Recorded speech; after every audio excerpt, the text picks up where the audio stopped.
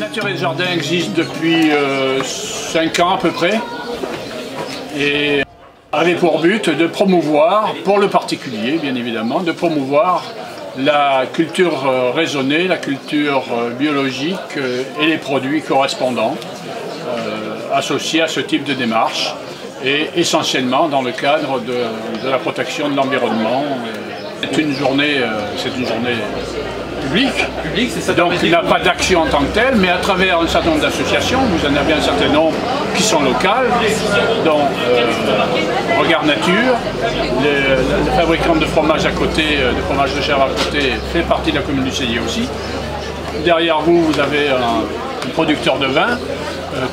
Ce sont essentiellement des artisans ou des commerçants ou des agriculteurs du Cellier.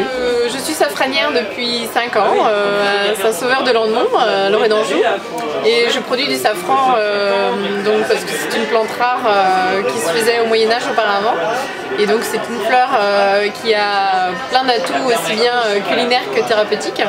J'apporte aussi une façon d'utiliser la nature en utilisant des plantes sauvages que j'ai transformées. Regard Nature a plusieurs volets à son activité, dont une est la production de miel sur un endroit qu'on appelle l'île Neuve, qui a été acheté par la commune il y a quelques années, et sur laquelle en effet un apiculteur installé avec un groupe de volontaires a installé des ruches. Le safran c'est une plante, hein, donc tout ce qui est fait de jardin me correspond aussi et je travaille en travail biologique. Mes voisins parlent de vie microbienne, je suis carrément dans mon élément. Je trouve intéressant parce qu'il y a différents stands, il y a du public tout au fil de la journée, on rencontre des gens et on permet d'échanger sur les différents stands, donc c'est assez intéressant. Notamment des produits à base de safran, des produits issus du jardin, différentes plantes en vente et des petits trucs et astuces pour réduire ses déchets, faire son compost. Alors ma façon de cultiver, je dirais plus, je travaille en bio en fait sans avoir le label, donc c'est sans traitement et tous mes produits sont faits maison, donc je sais d'où vient les fruits, c'est moi qui les cultive dans mon jardin et il n'y a pas de traitement. Je crois qu'il y a eu entre 20 et 30 stands, 25 stands je crois il me semble.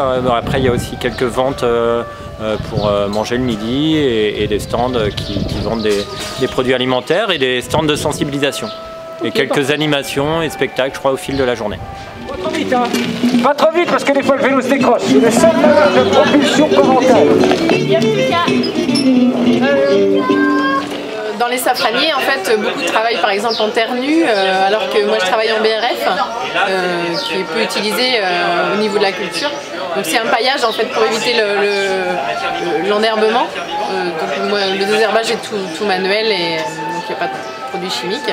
Après, ça se fait voilà, comme au Moyen-Âge, donc c'est plutôt comme à l'ancienne on va dire. Alors Sinfael en fait c'est un prénom breton qui veut dire le roi des princes et c'est un prénom que j'avais repéré quand j'étais étudiante dans un magazine armène qui parlait d'un prénom tous les mois et il y avait 5-6 pages sur Sinfael et j'avais tilté sur ce prénom là et je me suis dit un jour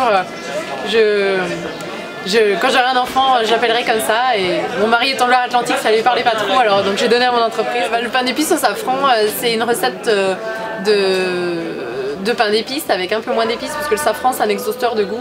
Donc l'idée c'est de relever le goût du miel et des épices et puis en fin de bouche on a le safran qui va rester en bouche et qui nous dit tiens je vais reprendre un petit peu. Donc je l'ai dorti au safran donc pour accompagner le foie gras, un anti-stress naturel en gelée donc soit pour se faire une cure aussi au niveau des articulations, une petite cuillère tous les matins ou pour en accompagner le foie gras. Le sirop de safran, donc c'est la version toute prête du safran, parce que le safran, il faut le faire infuser en général la veille pour le lendemain, et que des fois on n'a pas le temps. Donc la version sirop, si on aime le sucré salé, on peut l'utiliser même en cuisine, comme un filet d'huile d'olive sur des gambas à la poêle ou sur du poisson papillote, on en met un petit filet. Et ça rehausse et ça donne le goût tout en cuisant. Alors en fait c'est une tisane anti-rhumatisme à base de feuilles de fraisier qu'on s'évertue à l'anti-rhumatisme. Il y a les pétales de coquelicot aussi qui aident à l'endormissement, des morceaux de fruits rouges aussi pour se faire plaisir. Et puis les pistils de safran donc, qui vont donner le côté aphrodisiaque et en même temps zen attitude puisque ça joue sur le cerveau, on a un côté antidépresseur. Donc avec cette tisane on est bien détendu le soir. Voilà, en fait c'est de la moutarde avec du miel d'acacia et du safran. Voilà. C'est un peu comme une moutarde à l'anglaise, avec un côté douceur au démarrage, et puis après le safran qui relève le goût de la moutarde.